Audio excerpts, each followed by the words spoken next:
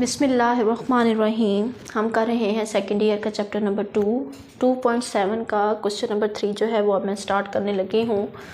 Question number 3 भी question number 2 की तरह है। इसमें भी हमने y का जो है उसका 2 बार डेरिवेटिव लेना है। बहुत ही आसान है। उन्होंने हमें दिया हुआ है कि जो एक्स स्क्वायर और वाई स्क्वायर है वो एक स्क्वायर के इक्वल है। सबसे पहले हम इसका ले लेते हैं derivative. Taking derivative both sides, ठीक है। बोथ साइड्स पे इसका डेरिवेटिव लेंगे। अगर एक्स स्क्वायर का लेंगे तो आपको पता है वो बनेगा 2x। बहुत अच्छे से आपको पता है कि अगर एक्स स्क्वायर का डेरिवेटिव लेंगे तो पावर रूल के अकॉर्डिंग वो जो है वो हो जाता है 2x। इसी तरह यहाँ पे जब पावर लगाएंगे पावर रूल तो वो बनेगा 2, पावर आ गई शुरू में, पावर में से कर दिया एक कम और पावर के बगैर ले लिया दोबारा डेरिवेटिव। और ए स्क्वायर का डेरिवेटिव क्या होता है 0, क्योंकि ए स्क्वायर जो है वो कांस्टेंट है। ये बनेगा 2x प्लस 2y, दो में से एक गया एक और dy over dx is equal to 0। अब हमें पता है कि dy ओवर dx को हम y1 लिख सकते हैं, तो इसकी जगह पे मैंने y1 लिख दिया। इसी तरह 2x यहाँ पे प्लस का है, इक्वल के उस साइड पे जाएगा तो हो जाएगा -2x। इसी तरह 2y y1 के साथ जो है वो मल्टीप्लाई हो रहा है, उधर जाके हो जाएगा डिवाइड। तो इसी को हम 2 को 2 के साथ काट देते हैं जब, तो y1 हमारे पास क्या आ जाता है -x ओवर y। y1 हमने फाइंड कर लिया है, y1 हमारे पास आया है -x ओवर y। इसको हम कहते हैं y1 और y1 को मैंने एक बॉक्स में बंद कर दिया क्योंकि आगे जो है वो मुझे इसका इस्तेमाल करना है। अगेन डिफरेंशिएट कर देंगे, डिफरेंशिएट, ठीक है। Again differentiate both side. जब y1 को डेरिवेट करेंगे तो ये बन जाएगा y2, ठीक है। और अब आप इसको देखें, यानी कि अगर डेरिवेटिव लेना पड़े -x ओवर y का, तो बहुत अच्छे से हमने पढ़ा था कि डेरिवेटिव जब कोशेंट की फॉर्म में आ जाता है, एक फंक्शन ऊपर और एक फंक्शन नीचे, तो उसको सोल्व करने के लिए एक फार्मूला दिया हुआ है और वो फार्मूला है gx as it is f वाले का डेरिवेटिव माइनस का ख़ास ख्याल रखना है। प्रोडक्ट रूल में प्लस होता है p से प्लस, p से प्रोडक्ट रूल, लेकिन कोशेंट में हम इसके ऑपोजिट साइन यूज़ करते हैं माइनस का, fx एज इट इज़ और g वाले का डेरिवेटिव और नीचे g वाले का स्क्वायर। ये फार्मूला जो है वो आपको बहुत अच्छी तरह आना चाहिए। y2 यहाँ से आप वैल्यू लें, ये ऊपर वाली जो है fx है, नीचे वाली gx है और इस फार्मूले में पुट करते जाए gx y as it is. Derivative लेना है f वाले का यानी कि -x का, फिर माइनस लगा के fx वाला एज इट इज़ और g वाले का डेरिवेटिव, g वाला मेरे पास है y ओवर नीचे क्या है y का स्क्वायर, ठीक है। y जो है उसका, g वाला जो है y उसका ले लिया स्क्वायर। ये मेरे पास बनेगा y इंटू -x का डेरिवेटिव है -1 और ये वाला माइनस और ये वाला माइनस प्लस हो जाएगा x dy ओवर dx। देखें dy ओवर dx आएगा और नीचे क्या है y का स्क्वायर। y2 मेरे पास आया है -y, ठीक है, -y plus x dy over dx over y का स्क्वायर, ठीक है। y के 2 नहीं है, ये y का स्क्वायर है। अब आपने क्या करना है कि जैसे मैंने पीछे सवाल में बताया dy ओवर dx को हम y1 लिख सकते हैं और ये हो गया y2, y का स्क्वायर। y1 की वैल्यू हमारे पास निकली थी, जिसको मैंने एक बॉक्स में बंद किया था, वो थी -x ओवर y। तो y की जगह पे, y1 की जगह पे मैंने y1 की वैल्यू लिख दी और नीचे मैंने लिख दिया y का square. -y plus minus x over y, ठीक है। ये है -y प्लस माइनस x और x हो गया x का स्क्वायर, सॉरी एक्स का स्क्वायर और ये हो गया वाई, और नीचे लंबी सी लाइन लगा के लिख दिया वाई का स्क्वायर।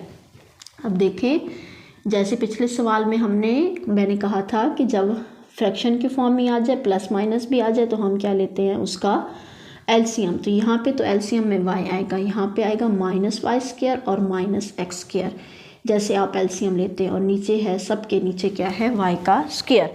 अब अगर मैं इसमें से माइनस को कॉमन ले लूँ, दोनों में माइनस है, तो अंदर रह जाएगा एक्स स्क्वायर प्लस वाई का स्क्वायर। दोनों के साइन भी चेंज हो गए और मैंने इसको अरेंज कर दिया, एक्स को पहले लिख दिया, वाई को बाद में, और ये वाई और वाई स्क्वायर क्या बन गया, वाई की पावर 3।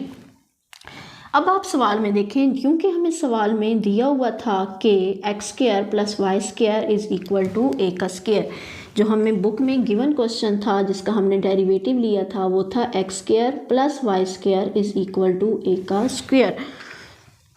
अब मैंने क्या लिखा, minus X square plus Y square की जगह पे क्या लिख दिया, ए का स्क्वायर, और सब के नीचे क्या है, वाई की पावर 3, और ये इसका क्या है, खूबसूरत सा आंसर।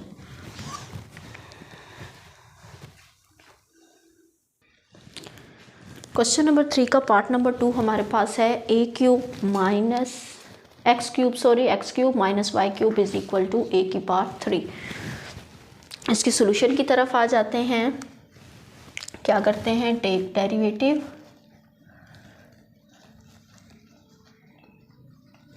बोथ साइड्स, बहुत आसान। क्या बनेगा, इसके ऊपर पावर रूल लगाएं, पावर आ गई शुरू में, पावर में से एक कर दिया कम और पावर के बगैर ले लिया डेरिवेटिव। इसी तरह इधर भी पावर रूल का यूज़ करें, पावर आ गई शुरू में, पावर में से कर दिया एक कम और पावर के बगैर ले लिया, पावर के बगैर जो कुछ भी है उसका दोबारा डेरिवेटिव, और ए क्यूब का डेरिवेटिव होता है 0। ये बनेगा 3x, 3 में से 1 गया 2, dx से कट के हमें दे देगा 1। फिर है माइनस 3y, 3 में से 1 गया 2, और dy over dx is equal to 0। अब मुझे पता है कि dy ओवर dx को मैं y1 लिख सकती हूँ, बिल्कुल पिछले वाले सवाल की तरह। अब क्या करना है, ये है प्लस, उधर जाके क्या हो जाएगा, माइनस 3y स्क्वायर, y1 इधर ही रह जाएगा, प्लस उधर जाके हो जाएगा माइनस। इसी तरह y1 को इधर रहने दें, माइनस 3y स्क्वायर यहाँ पे मल्टीप्लाई हो रहा है, इधर आके हो जाएगा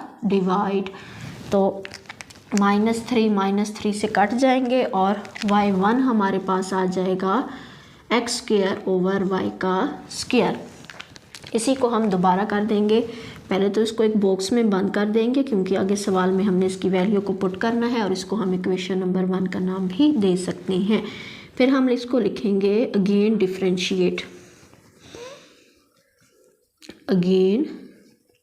differentiate with respect to x both side. ठीक है, बहुत आसान।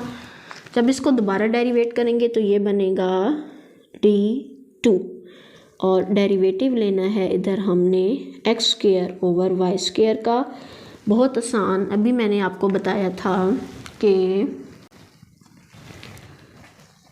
अगर हमारे पास डेरिवेटिव लेना पड़ जाए, कोई से दो फंक्शन हो और वो कोशेंट की फॉर्म में हो, तो ऊपर वाले को आपने कह देना है fx अपनी ज़िंदगी को आसान करने के लिए, और नीचे वाले को gx कह देना है। फिर उसमें फार्मूला लगाना है gx as it is fx का derivative, fx as it is g वाले का डेरिवेटिव ओवर gx का स्क्वायर। हो गया।